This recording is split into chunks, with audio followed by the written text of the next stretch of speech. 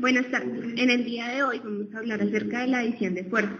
Nuestros objetivos para esta práctica es comprobar experimentalmente las leyes de la composición y descomposición de fuerzas por medio de sus componentes rectangulares para cuerpos sometidos a la activación de varias fuerzas externas. Y como segundo objetivo, comprobaremos experimentalmente la condición del equilibrio translacional. La fuerza es aquello que puede cambiar la cantidad de movimiento de un objeto, incluso hasta llegar a deformarlo. Es una magnitud física vectorial que se puede calcular mediante procesos algebraicos.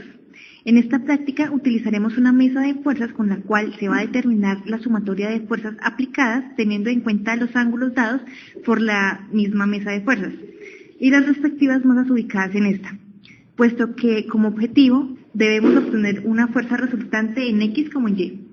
A continuación vamos a exponer el referente teórico. Para la práctica se tiene en cuenta el peso de las diferentes masas que se colocarán en la mesa de fuerzas. Por tanto, sabemos que el peso es igual a la masa del objeto por la gravedad que le ejerce la Tierra. Una fuerza produce diferentes efectos sobre un cuerpo según sea la dirección y el sentido en que se apliquen, se designan con la letra N de Newton.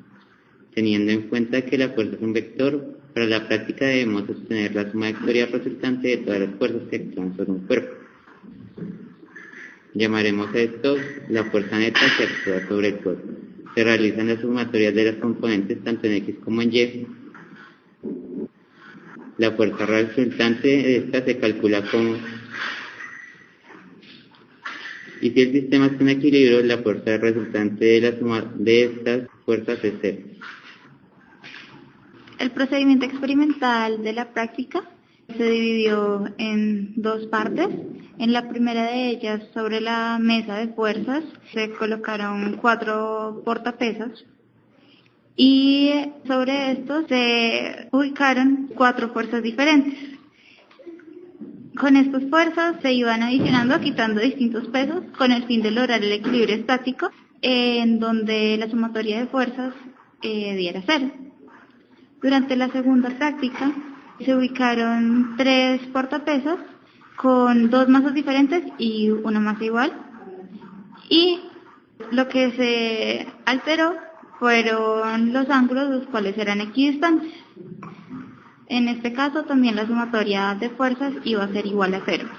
En la primera práctica se habló de la sumatoria de torques y en la segunda práctica de la sumatoria de fuerzas en sí. A partir de los procedimientos mencionados anteriormente, se procede a calcular la sumatoria de fuerzas en X como en Y. Esto se puede calcular con las masas de los cuerpos, la gravedad y los ángulos que nos indique la mesa de fuerzas. Teniendo los resultados, podemos determinar si el sistema está en equilibrio o no. El sistema está en equilibrio cuando la fuerza resultante es igual a 0.